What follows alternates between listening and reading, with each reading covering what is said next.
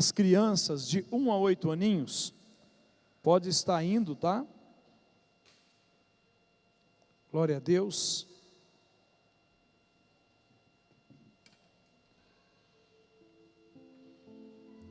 Amém, queridos?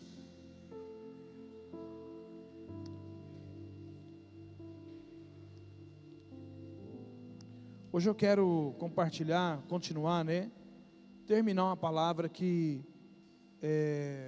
eu ministrei já a terceira terça-feira que eu venho falando sobre isso, sobre marcas de uma igreja verdadeira. Amém, queridos? Deixa eu só achar aqui o texto.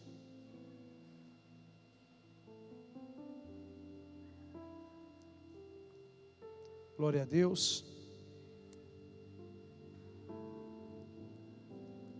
Na primeira semana que eu ministrei sobre essa palavra, eu fui colocando alguns pontos, e é muito importante, queridos, porque hoje a gente tem ouvido tanta coisa. Há um tempo atrás, eu ouvi uma pessoa dizendo assim, nós precisamos nos desprender da religiosidade, e essa questão da gente se reunir no templo não se faz necessário mais, que nós somos o templo do Espírito Santo de Deus, e nós não precisamos mais nos reunir. E isso é uma mentira que Satanás tem propagado nesses dias. Satanás tem trabalhado isso para fazer com que as pessoas achem que somente depositar fé em Cristo e ela não precisa ter comunhão com a igreja, Hoje está um pouquinho difícil pregar aqui, irmãos. Nós mandamos as caixas aqui para manutenção, então só o que eu estou ouvindo aqui é o eco lá da igreja para frente, Mas vamos ver se semana que vem vai estar pronto já essa manutenção nessas caixas de som, porque se faz necessário. Vocês estão conseguindo me ouvir bem aí? Está audível aonde você está? Você está conseguindo entender bem a minha voz? Não está um quá, quá, quá, não é? Cadê o Olinade? Está aí? Pedir para o Olinade aí ver se dá para fazer alguma coisa, ajudar a gente aí, porque tá bem difícil hoje. Olinade, me ajuda aí, amém? Vê o que está acontecendo aí. Os irmãos ali dizem que não está bem audível não, Você está conseguindo ouvir bem aí, André? Tá ok? Amém? Amém, queridos. Então vamos lá. Então eu ministrei, são 12 marcas que eu coloquei aqui em Atos dos Apóstolos, capítulo 2, 12 marcas de uma igreja verdadeira. E aí, querido, nós vamos aprender, no antigo, lá na igreja primitiva, a igreja do Novo Testamento, o que é ser igreja? Porque nós não podemos pensar igreja a partir do que estão dizendo. Por exemplo, às vezes eu vejo alguns irmãos aí lendo o livro de Enoque, não lê nem a Bíblia, não lê nem Atos dos Apóstolos, não lê nem a Bíblia Sagrada, está lendo o livro de Enoque, está lendo o livro não sei do que, irmãos, nós só podemos ler muitos livros depois que a gente conhecer bem a Bíblia Sagrada. Pedro vai escrever na sua segunda carta, no capítulo 2, Pedro vai dizer assim, o apóstolo Pedro vai dizer: nós nos tornamos escravos do argumento que nos vence. Então, se nós não conhecermos a Bíblia Sagrada, nós podemos nos tornar escravos de alguns tipos de mentalidade que está se levantando sobre o que é igreja. Não dá para nós sabermos o que é igreja fora do livro Atos dos Apóstolos. Amém, queridos? Se nós quisermos saber como é uma igreja verdadeira, nós precisamos passar essa igreja pelo livro de Atos dos Apóstolos. Então nós estamos aqui fazendo um estudo somente no capítulo 2. Na primeira semana eu falei que a primeira marca de uma igreja verdadeira é uma igreja que tem unidade na busca do Espírito Santo. Não busca nada, porque Jesus diz: vocês não podem sair de Jerusalém até que do alto vocês sejam revestidos de poder. Jesus está dizendo, é proibido vocês serem igreja sem o Espírito Santo de Deus. Então uma igreja verdadeira, ela busca o Espírito Santo de Deus em unidade, e é isso que nós vamos ver em Atos dos Apóstolos, capítulo 1, versículo 15, diz que 120 irmãos buscavam o Espírito Santo de Deus, até que no dia do Pentecoste foi derramado do alto, como língua de fogo, veio sobre todos, e todos foram cheios do Espírito Santo. A segunda marca de uma igreja verdadeira é uma igreja cheia do Espírito Santo de Deus. Porque uma igreja verdadeira é uma igreja que o Espírito Santo de Deus tem a primazia. O Espírito Santo de Deus, ele é o Senhor. O Espírito Santo de Deus, ele está no controle. Por isso, a nossa conferência é movidos pelo Espírito Santo de Deus. Ontem eu falei, na nossa reunião, que nós precisamos, como igreja, ter os 3 P's. Uma igreja verdadeira tem 3 P's, né? Tem a presença, tem o poder e tem o propósito. Presença, poder e propósito. Vamos falar bem bonito juntos? Toda a igreja, vamos lá? Uma igreja verdadeira tem presença, poder e propósito. Porque nós precisamos entender, Jesus disse: sem mim, nada podeis fazer. Nós precisamos entender que uma igreja, ela não vai fluir numa dimensão natural. Ela não vai fluir numa dimensão terrena. Ela não vai fluir numa dimensão humana, ela vai fluir numa dimensão sobrenatural, céu na terra. É poder, irmãos. Sem poder nós não podemos ser igreja, sem o poder do Espírito Santo de Deus. Mas também o propósito, não é um propósito do pastor Valmir. Muitas igrejas são até movidas por um sentimento, de ambição. Ambição de construir, ambição de crescer, ambição de se tornar poderosa, ambição de se tornar muitos discípulos. Mas a igreja do Senhor Jesus não se move por ambição. A igreja do Senhor Jesus, ela se move por compaixão. Porque no Evangelho de João, no Evangelho de Mateus, capítulo 9, versículo 35, diz a palavra de Deus que Jesus percorria todas as cidades e aldeias. Vendo as multidões, teve compaixão, porque as pessoas andavam aflitas como ovelhas que não têm pastor. Qual era o combustível de Jesus? Compaixão. Então uma igreja verdadeira, queridos, é uma igreja que é cheia do Espírito Santo, uma igreja que tem compaixão, uma igreja que está totalmente alinhada com o propósito do Espírito Santo de Deus para esses dias. Uma igreja verdadeira, ela é equilibrada, Atos 2 vai falar também que Pedro toma a palavra e ele cita o profeta Joel. É uma igreja equilibrada entre as manifestações do Espírito e a revelação da Bíblia Sagrada. Porque às vezes nós vemos muitas igrejas, essa é a diferença entre a igreja tradicional e a igreja pentecostal. A igreja pentecostal tem muito mover do Espírito e pouca Bíblia. O povo não conhece Bíblia, irmãos. A igreja tradicional conhece muita Bíblia e tem pouco mover do Espírito. Então nós vemos que quando eles foram cheios do Espírito Santo de Deus e começaram a cair, chapar, movidos pelo Espírito, começaram a dizer: eles estão embriagados. 9 horas da manhã esses homens já estão embriagados. Pedro se levanta, ele começa pelo profeta Joel e ele ministra um sermão bíblico. Então a gente vai ver que essa igreja verdadeira, ela tinha o mover do Espírito e a revelação da palavra.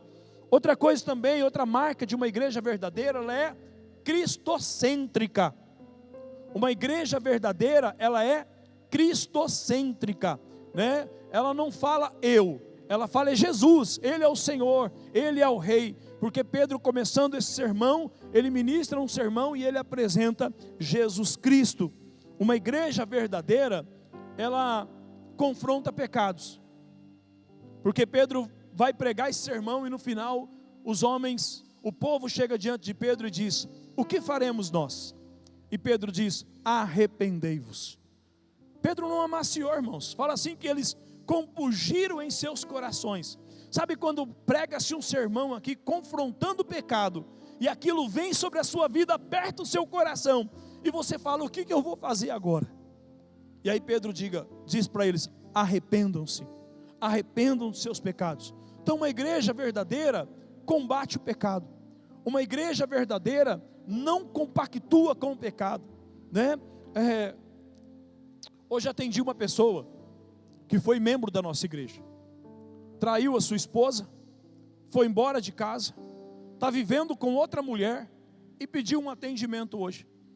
E aí quando ele sentou diante de mim, esperei ele falar. Depois que ele falou, eu disse: querido, eu sinto muito te informar mas eu não posso te ajudar. Sabe por quê? Porque eu sou amigo de quem é amigo de Deus. Eu não sou amigo de quem escolhe viver no pecado. Você quer atendimento? Você quer ajuda? Abandona essa pessoa com quem você está vivendo, faz o caminho de volta, volta para a sua casa, volta para o seu casamento, volta para a sua família, depois você vai sentar aqui diante de mim e eu vou pastorear você. Caso contrário, eu não tenho nada para falar para você, se você não fizer o caminho de volta. Porque uma igreja verdadeira não compactua com o pecado.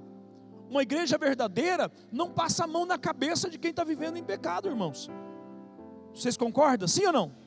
Então, se tem igreja que está dizendo assim, porque tem igrejas pregando isso hoje: Jesus já morreu na cruz e eu não tenho problema eu ter sexo antes do casamento.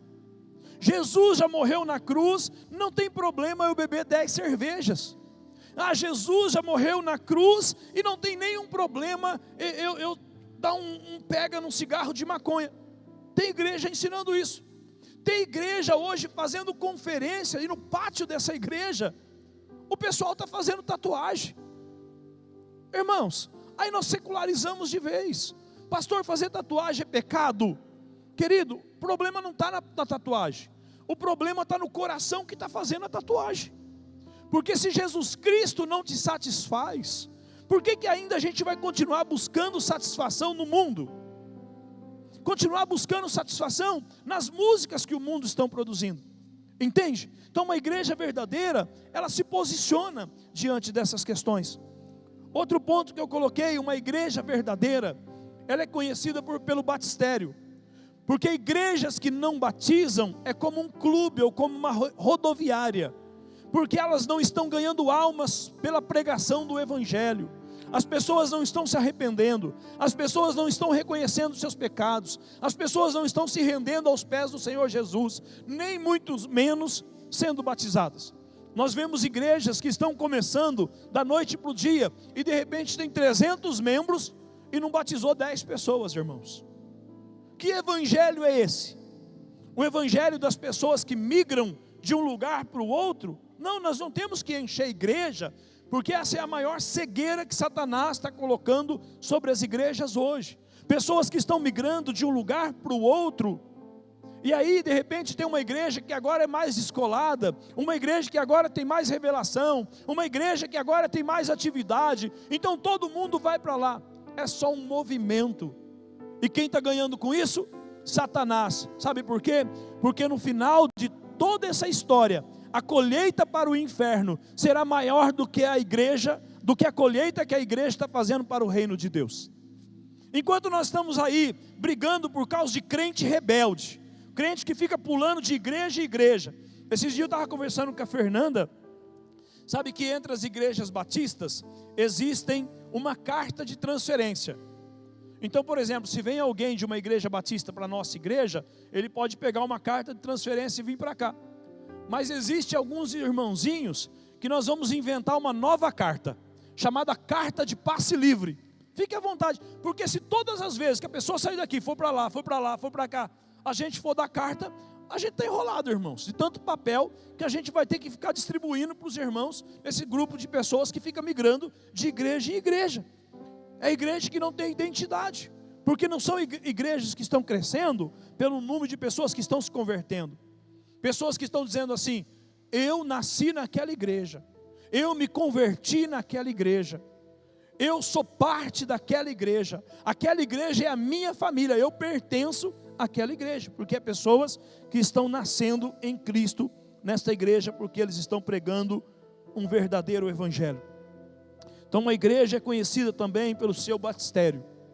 Ouvi alguém dizer, não recordo quem, ou se eu li algum livro, né? Você conhece a saúde de uma igreja pelo batistério. Infelizmente, tem igrejas que os seus batistérios estão rachando, porque há anos não vê uma gota de água, porque não batiza ninguém, porque deixou de ser igreja, não prega mais o evangelho. Posso ouvir um amém aí? Sétima marca: uma igreja verdadeira capacita seus discípulos com o ensino da igreja primitiva, que é o ensino dos apóstolos, lá no versículo 43 de Atos 2, Foi o último tópico que eu ministrei a semana passada. Hoje eu quero ir a partir do tópico 9, né? A nona marca de uma igreja verdadeira. Amém, queridos? Uma igreja verdadeira, ela tem unidade e é despreendida de recursos financeiros. Porque diz a palavra de Deus, olha o que diz aí o versículo 44 de Atos 2. Todos os que criam, mantinham-se unidos e tinham tudo em comum. Uma coisa importante, irmãos, que a gente precisa começar a pensar, por exemplo, nós tivemos um candidato, né, que a igreja apoiou, a vereador. E nós fizemos uma reunião com os pastores, com os líderes de rede, para nós definirmos isso. Eu li agora há poucos dias um livro do pastor Bill Hybels. Os pastores estão lendo esse livro, chama Liderança Corajosa. E nesse livro ele fala que quando chega nesse período de política, eles reúnem toda a liderança. E eles definem quem a igreja vai estar apoiando naquele momento. E de repente eles fazem uma votação entre eles. Porque, irmãos, nós temos que estar unidos. Nós não podemos estar divididos. A igreja precisa se unir como liderança. E aí se tem algum líder que diz, não, eu não concordo, não vou apoiar esse candidato, e ele é minoria, ele não é obrigado a fazer o que a igreja faz, que a liderança faz, mas ele não vai fazer política contra a igreja, para que a igreja não esteja dividindo um grupo uma coisa, outro grupo outra, porque uma igreja tem que andar unida, uma igreja deve ser conhecida pela unidade, e Jesus, ele vai falar sobre isso, irmãos.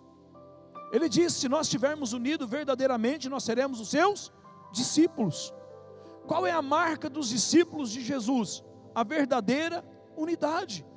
Porque quando nós estamos unidos, nós seremos conhecidos como discípulos do Senhor Jesus. Estou dando um exemplo aqui. Nós vamos entrar agora como igreja, irmãos, né? Nós estamos iniciando um projeto na nossa igreja, que é um projeto para 2 anos. Nós fizemos uma reunião na segunda-feira que passou, na outra. Ontem nós fizemos uma reunião, segunda-feira que vem nós teremos reunião de novo, e nós estamos traçando uma meta, um plano, um projeto de crescimento para a nossa igreja, para sairmos de 65 células, para 130 células, para sairmos de 900 irmãos nos nossos cultos, para 1.800, 2.000 irmãos em 2 anos. Mas isso não vai acontecer se nós não estivermos unidos. Isso não vai acontecer se não queimar no nosso coração como igreja. E a Bíblia vai dizer que eles eram um, irmãos. Eles eram um, eles estavam unidos. Olha o que diz o versículo 45 de Atos capítulo 2, né? Atos 2:44. Todos os que criam mantinham-se unidos e tinham tudo em comum. Vendiam suas propriedades e bens e distribuíam a cada um conforme a sua necessidade. E quando nós olhamos para esse texto da palavra de Deus, a gente olha porque nós estamos tão secularizados como igreja, tão secularizado, que a gente olha para isso e fala assim, isso é um absurdo, isso é loucura. Loucura é o que nós nos tornamos como igreja, irmãos, individualistas. Nós nos tornamos como igreja pessoas insensíveis. A nossa insensibilidade faz com que a gente se torne desobediente ao chamado de Cristo para nossas vidas como igreja. Como que a gente pode viver numa igreja vendo um irmão passando necessidade? Alguém com tanto e outros com tão pouco. Irmãos passando dificuldade financeira. Pessoas doentes, às vezes no nosso meio, que são nossos irmãos em Cristo. Sabe, queridos, o que vem no meu coração? Às vezes eu vejo algumas pessoas, né, alguns lares, algumas famílias que têm alguém doente.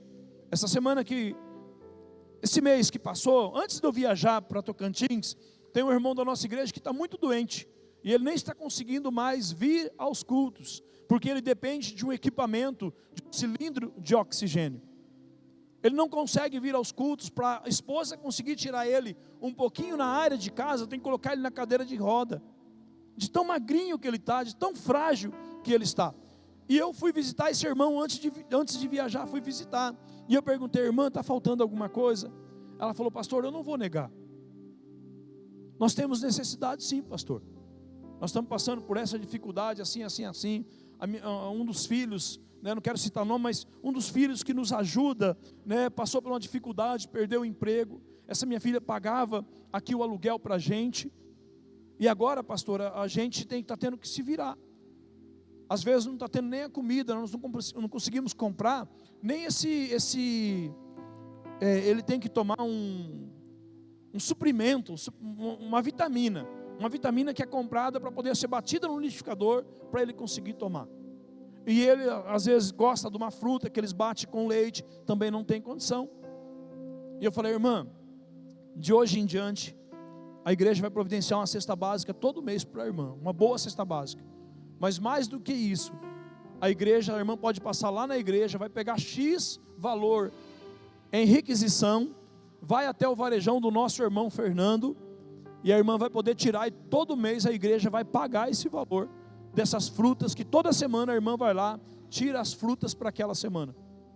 Irmãos, nós precisamos olhar e nos compadecer, porque uma igreja verdadeira, ela se compadece daqueles que sofrem.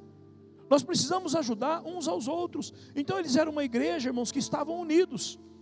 Era uma igreja que estava desprendido das coisas materiais. Jesus, ele diz, não ajunteis tesouro neste mundo, aonde o ferrugem e a traça consomem, mas ajuntem tesouros no céu. Pastor, quantos aqui querem juntar tesouro no céu? O que eu preciso fazer para juntar um tesouro no céu? Ajude as pessoas. Ajude as pessoas que não têm condição. Abençoe as pessoas. Nós estávamos voltando de Tocantins, nós paramos num restaurante, chegou um andarilho, ele parou ali, ficou de frente à vitrine, vendo os salgados lá, contando as notinhas de R$2, contando as moedas. E aí eu perguntei para ele, já eram umas 2 horas da tarde, eu perguntei para ele, você já almoçou? E ele disse, não almocei, eu estou contando aqui as moedas para comprar um salgado. E aí eu falei para ele, pode escolher o salgado que você quiser. Aí ele escolheu um pedação de bolo bem grande. Aí o rapaz serviu para ele o bolo, mandei ele pegar o suco. Aí eu fui lá no caixa para pagar e falei, me separa mais um pedaço de bolo desse, mais um refrigerante desse, embrulha esse bolo aí. Fui lá fora, ele estava sentado numa mesa por lá de fora e entreguei para ele. Entende, querido? Nós precisamos ter esse sentimento no nosso coração. Nós precisamos entender, querido, que nós precisamos servir. A gente tem passado como igreja, né, por um tempo muito difícil, porque a gente está tendo grandes responsabilidades com valores muito altos, mas a igreja não tem deixado de fazer a ação social. Na pandemia, nós servíamos mais de 200 refeições na terça e na sexta-feira, para as famílias que eram carentes, cumprindo o propósito, fazendo a obra do Senhor. Sobre uma igreja verdadeira, ela é conhecida pelo coração. Amém, queridos? Posso ouvir um glória a Deus? Uma igreja verdadeira é desprendida das coisas materiais, porque elas entendem que as pessoas valem mais. É mais importante, tá? É muito mais importante. 11. Uma igreja verdadeira é uma igreja de 2 asas, né? Pastor chamado William Beckham, em um livro chamado A Segunda Reforma, ele diz que a igreja primitiva era uma igreja que se reunia no templo e nas casas. Não era uma igreja que se reunia somente, por quê? Porque a gente vê um grande movimento hoje contra a igreja em célula. Principalmente igrejas batistas tradicionais que abominam o grupo pequeno nas casas. Porque eles não aceitam que pessoas leigas possam ser ministros em uma casa e ministrar o evangelho e ganhar alma. Se você, querido, é um crente que defende que um cristão só frequenta a igreja no templo, eu sinto muito em dizer uma verdade para você, que a sua mentalidade não é a mentalidade da igreja que Jesus Cristo fundou. Porque a igreja que Jesus fundou não é uma igreja que se reúne somente nos templos. É uma igreja que se reúne nos templos, onde se reúne toda a igreja, que é o grupo grande, mas também se reúne nas casas, que é o grupo pequeno. Pensa comigo, quando 3.000 almas se convertem em Atos dos Apóstolos, no capítulo 2. Quantas pessoas se converteram? e foram batizadas. Cerca de 3.000 pessoas, não é um número correto, mas a Bíblia fala aproximadamente, ou cerca de 3.000 pessoas se converte com o sermão que Pedro prega. E para onde foram essas pessoas? Então nós olhamos ali, nós vamos ver que tinham 120 discípulos que receberam o Espírito Santo de Deus, que abriram as suas casas. Se nós olharmos com carinho em Atos dos Apóstolos, nós vamos ver que alguns irmãos, como por exemplo, Maria, mãe de João Marcos, hospedava uma igreja na sua casa. Em alguns lugares, essas casas foram doadas para a igreja, e essas pessoas deixou de residir ali, e mais tarde se tornaram igrejas, que passou a se reunir nesses endereços. Viraram igreja, mas se reuniam nas casas. E é interessante que quando nós olhamos para isso, então nós vemos muitas igrejas que só se reúnem no templo. A pessoa vem para a igreja, senta, ouve uma palavra como você está. Deixa eu dizer para você, essa mentalidade dessa estrutura aqui, ela acontece no ano 320, no 4º século, foi quando Constantino, o imperador que decretou o Império Romano Cristão, e aí nasce a Igreja Católica Apostólica Romana. Essa igreja não tinha, querido, por definição, o objetivo de ser a igreja do Senhor Jesus, mas era uma forma que esse imperador encontrou para controlar a igreja do Senhor Jesus. Não sei se você tem conhecimento, mas existe uma teologia chamada teologia ariana. Essa teologia ariana, ela surgiu no Egito por um bispo, mais ou menos nos 350, 340 depois de Cristo, e essa teologia declarava que Jesus Cristo não é Deus. E boa parte dos bispos que seguiu Ário, com essa compreensão da igreja teológica, eles começaram a ensinar que Cristo não era o próprio Deus, que Cristo não era o próprio Deus. E o que Constantino fez? Ele fez o primeiro concílio da igreja católica para definir se Deus era Pai, Filho e Espírito Santo, que é a Trindade, ou para definir se Deus era como Ário estava ensinando, que somente o Pai é Deus, o Espírito é só uma força, e Jesus é só o primogênito da criação. E quando terminaram esse concílio, houve a votação, e no final dessa votação, qual foi a ordem do imperador? Exterminar todos os outros bispos que tinham essa mentalidade de Ário, ariana. Essa teologia, hoje ainda, ela é muito forte. É a teologia dos testemunhas de Jeová, que Jesus Cristo não é Senhor, o Espírito Santo de Deus não é uma pessoa, e só Jeová é o Pai, só Jeová é Deus. Essa é a teologia ariana. Mas por que eu estou dizendo? Porque essa igreja do 4º século, ela não estava preocupada se era Trindade ou se era ariana. Ela estava preocupada o quê? Qual é o maior número? Se fosse a Trindade o menor número, também seria exterminado. Está conseguindo entender o que eu estou dizendo? É uma igreja que não estava preocupada em ensinar o Evangelho. Era uma igreja que estava preocupada em dominar. Por isso eles construíram as grandes catedrais. Por isso eles tiraram o sacerdócio do povo. E agora, para você confessar pecado, você tem que ir até um padre, a um confessionário, e confessar o pecado. Mas a Bíblia diz que cada cristão tem livre acesso ao Pai. O autor de Hebreus vai dizer que nós podemos entrar no Santo dos Santos, pelo novo e vivo caminho que é Jesus Cristo. Nós não precisamos mais ir na presença de um sacerdote, porque nós somos sacerdote. A igreja de duas asas, que se reúne no templo e nas casas, ela crê o quê? O que ela acredita? O que ela ensina? Que cada cristão é o ministro do Evangelho. Cada cristão tem o Espírito Santo de Deus. Cada crente que é batizado, ele recebe o Espírito Santo de Deus, e ele é o mensageiro da palavra do Senhor. Isso foi tirado da igreja. Isso foi removido da igreja. Entende, queridos? Então a igreja verdadeira, ela se reúne no templo e nas casas. Olha o que diz o versículo 46 de Atos dos Apóstolos, capítulo 2. Todos os dias continuavam a reunir-se no pátio do templo e partiam o pão em suas casas. E juntos participavam das refeições com alegria e sinceridade de coração. Só esse versículo aqui já dá para a gente fazer uma mensagem, uma pregação. Todos os dias, todos os dias, eles se reuniam no pátio do templo. Aqui por que no pátio do templo, irmãos? Porque aqui nós vamos ver que eram cristãos convertidos do judaísmo. É importante a gente explicar isso. Quando a gente fala desse paradigma hoje, na mentalidade da igreja hoje, né, que é um sofrimento para muitas pessoas conseguir entender. Por exemplo, pastor, o que é um paradigma? Paradigma é um mapa mental que faz você compreender algumas coisas. Por exemplo, Pedro tinha um mapa mental que o levava a compreender a sua fé em Cristo Jesus. No mapa mental de Pedro, carregando ainda os preceitos do judaísmo, ele acreditava que não podia entrar na casa de um gentil. Aí a gente vai para Atos 10. Deus quebrando o mapa mental de Pedro para construir em Pedro uma nova mentalidade.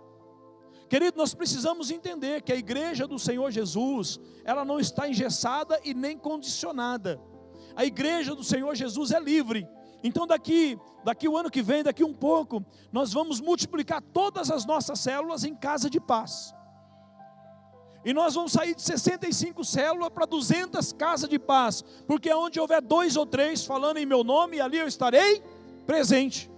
Quem que pode ministrar uma casa de paz? Pastor, é somente os líderes de célula? Não. Todo aquele que crê em Jesus Cristo como seu único e suficiente Salvador, desceu as águas, foi batizado em nome do Pai, do Filho e do Espírito Santo, como ensina a palavra de Deus, no outro dia já pode fazer uma casa de paz. Por quê? Porque ele recebeu o Espírito Santo de Deus, ele é um sacerdote do Senhor. Existe um sacerdócio chamado sacerdócio universal. Coloca para mim, para a gente poder andar aqui e passar desse ponto. 1 Pedro 2,9.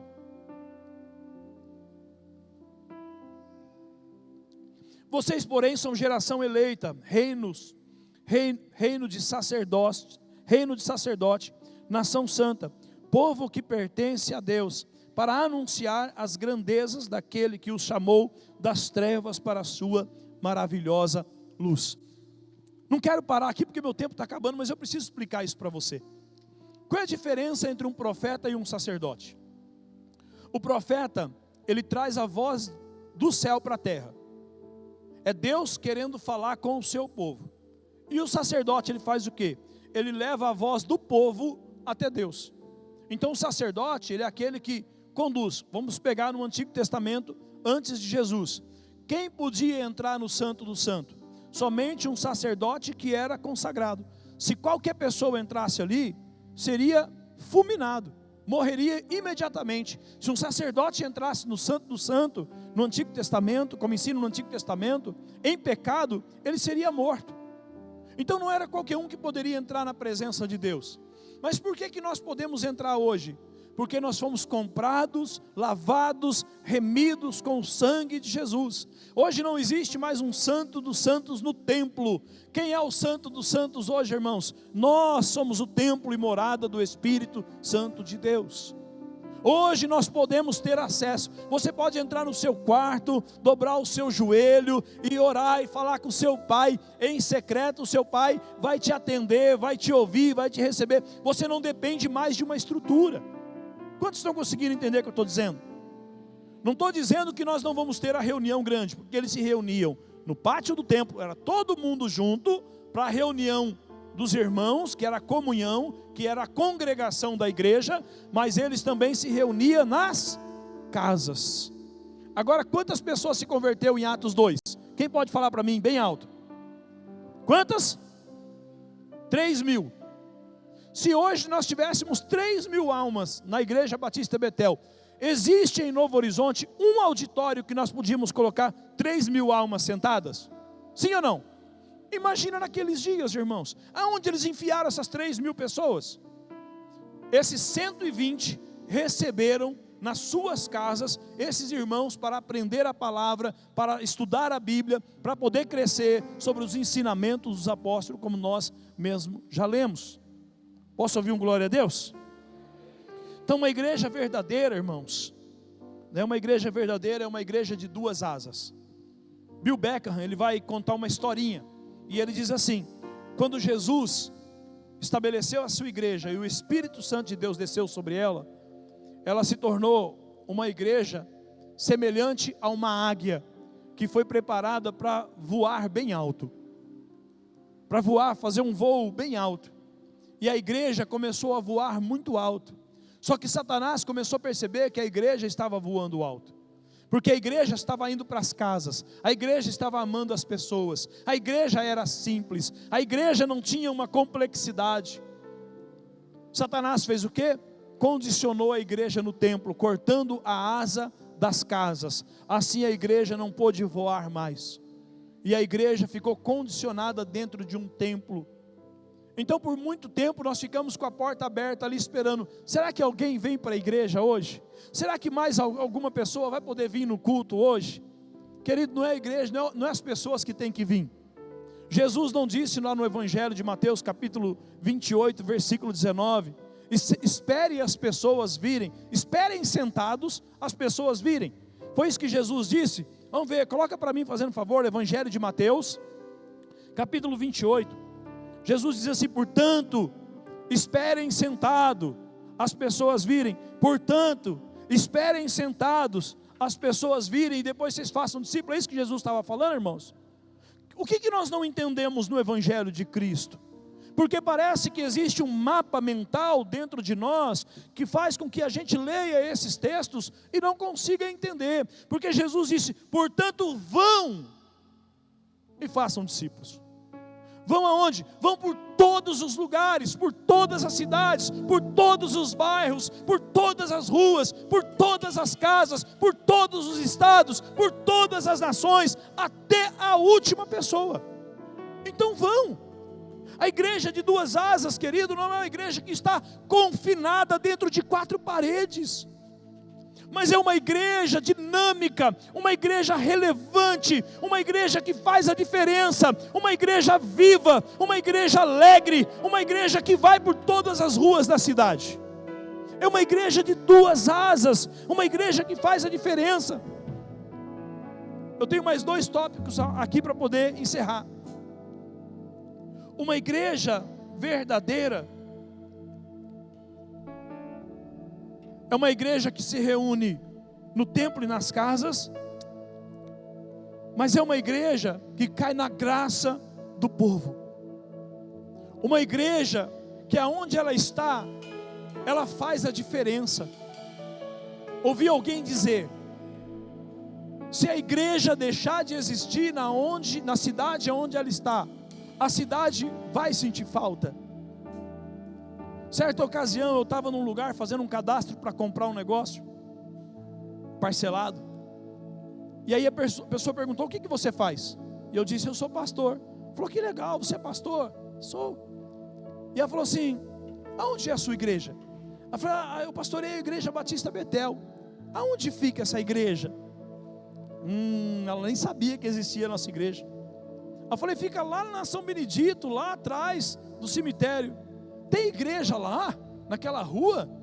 Eu falei, lá em frente o Campinho do Falcão. O Campinho do Falcão eu não sei onde é. Estão entendendo? As pessoas, irmãos, na nossa cidade sabiam onde ficava o Campinho do Falcão, mas não sabiam onde ficava a igreja Batista Betel. Até que nós começamos a servir a cidade, e a cidade, a igreja caiu na graça do povo. A igreja começou a fazer festa em prol da Santa Casa, a igreja começou a servir as pessoas carentes, a igreja saiu das 4 paredes e foi para a rua, e Novo Horizonte começou o quê? Pergunta para qualquer pessoa hoje sobre a igreja Batista Betel. Chegou ao meu ouvido um padre um dia fazendo a missa, ele falou, olha, vocês viram o que aquela igreja está fazendo? Vocês viram o que aquela igreja está promovendo? Quando nós começamos a fazer as ações sociais da igreja, irmãos, até a rádio católica abriu as portas para que eu pudesse ir lá ministrar e falar do nosso trabalho, daquilo que nós estamos querendo fazer. Fui entrevistado numa rádio católica. Por quê? Porque a igreja caiu na graça do povo. Uma igreja verdadeira é amada pela cidade. Diz a palavra de Deus no Evangelho em Atos Apóstolos, no capítulo 8, que quando Filipe chegou numa cidade de Samaria, trouxe grande alegria para aquela cidade. Uma igreja verdadeira, ela traz alegria para a cidade onde ela está, irmãos. Porque uma igreja verdadeira faz a diferença. Uma igreja verdadeira limpa a cidade. Uma igreja verdadeira constrói uma nova cultura. Uma igreja verdadeira se envolve. Uma igreja verdadeira se preocupa. Uma igreja verdadeira sabe da sua missão na sociedade onde ela está. Sabe o que eu aprendi nesses últimos anos, caminhando ali com o pastor Domingos, com meu paizão, pastor David, em Marília? Que eu sou mais do que pastor da Igreja Batista Betel. Deus não me levantou somente para resolver os problemas da Igreja Batista Betel, a igreja local, mas Deus me levantou como pastor desta cidade, para ser a resposta para os problemas da nossa cidade. Por isso que nós estamos nos envolvendo hoje, participando mais da política, participando mais das questões da nossa cidade, porque nós somos a igreja. É a igreja que vai transformar o mundo, não é a política que vai transformar o mundo. A igreja transforma a política. A igreja transforma os problemas, a igreja transforma a sociedade. É a igreja quem vai libertar as pessoas que estão cativas. E quando a igreja começa a fazer isso, ela vai cair na graça do povo. Posso ouvir um glória a Deus, amém? Glória a Deus. E a última marca de uma igreja verdadeira é uma igreja que Deus olha do céu e Ele diz: eu posso acrescentar mais um salvo nessa igreja. Porque diz assim que o Senhor, versículo 47, o Senhor ia acrescentando aqueles que iam sendo salvos. Quem que acrescenta, irmãos? Deus, o Senhor. Em Atos dos Apóstolos, no capítulo 18, Paulo, quando chega na cidade de Corintos, ele começa a confeccionar tendas. Se nós fizermos uma leitura da história de Paulo, em quase todas as cidades por onde ele passou pregando o evangelho, ele foi açoitado, espancado, rejeitado, até apedrejado, até a morte. Em uma das cidades ele foi apedrejado até a morte. Ele foi açoitado severamente, cortado com açoite. As suas costas foram cortadas com açoite e colocado no tronco, na cidade de Filipos. Quando Paulo chega em Corintos, até o grande apóstolo Paulo teve medo, porque ele estava com medo de continuar pregando o evangelho e sofrer as mesmas retaliações, sofrer as mesmas dores, sofrer as mesmas perseguições.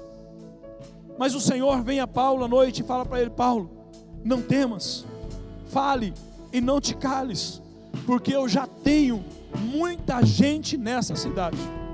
Deixa eu dizer para você, não sei se você consegue entender, querido, já existe as pessoas que vão ser alcançadas pelo Senhor Jesus, porque essas pessoas não vão ser alcançadas porque nós queremos, vão ser alcançadas porque o Senhor já escolheu, o Senhor já separou, o Senhor tem cada alma que Ele vai acrescentar. Nós vamos orar por uma grande colheita em 2 anos de 1000 almas para o Senhor Jesus. Essas pessoas já existem, o Senhor sabe, e o Senhor disse: Paulo, pregue, fale, não te cales, não tenha medo, ninguém vai te trazer dano nenhum, eu estou contigo, e eu já tenho muitas pessoas nessa cidade. Tem muita gente dentro da cidade de Novo Horizonte que já é crente, mas não sabe, porque o Senhor já escolheu elas. Como o Senhor viu Cornélio lá em Cesareia, o Senhor está olhando muitas vidas que estão sofrendo, que estão andando como ovelhas que não têm pastor. E o Senhor quer acrescentar, mas o Senhor vai escolher igrejas. O Senhor não vai acrescentar almas numa igreja que não é verdadeira, numa igreja que não é cristocêntrica, numa igreja que não dá primazia para o Espírito Santo de Deus. O Senhor vai acrescentar as almas, o Senhor vai acrescentar as vidas, aonde Ele encontrar uma igreja que ama, que honra, uma igreja que é bíblica, uma igreja que está alinhada, uma igreja não do 4º século, mas uma igreja do 1º século, a igreja do Senhor Jesus, uma igreja verdadeira. E alguns dizem assim, queridos: ah, mas a igreja de vocês é preta, da parede preta. Quem já ouviu isso já? E nós estamos sendo medidos pela cor da parede, enquanto tem igrejas com 100 anos que não chegou a 100 membros. Não chegou a 100 membros. E ainda eles têm a hipocrisia de dizer assim: nós não temos quantidade, mas nós temos qualidade. Hipócritas, fariseus. Eu cheguei a ouvir crente desse tipo dizer assim: eu não vou naquela igreja lá porque meus filhos têm que sentar no mesmo vaso daquelas crianças. O quê? Hipócrita. Uma igreja verdadeira ama pessoas. Jesus, nos dê as pessoas que ninguém quer. Essa é minha oração. Nos dê os viciados, nos dê os moradores de rua, nos dê, Jesus. E essas pessoas vão se transformar em grandes homens e grandes mulheres de Deus, que vai impactar essa geração. Quantos crêem nisso? Amém? Se coloque em pé, vamos orar em nome de Jesus. Eu coloquei 12 marcas de uma igreja verdadeira. Uma igreja verdadeira, ela tem que ser cheia do Espírito Santo de Deus. Uma igreja verdadeira, ela tem uma oração fervorosa, um clamor fervoroso. Eu queria que você orasse agora, queridos, e dissesse assim: Deus, nós pedimos a Ti que o Senhor venha nos esquadrinhar, venha colocar o Seu prumo em nós, venha colocar o Seu esquadro em nós, venha alinhar a Igreja Batista Betel. Senhor, venha trazer o Seu propósito, venha trazer a Sua vontade, em nome de Jesus.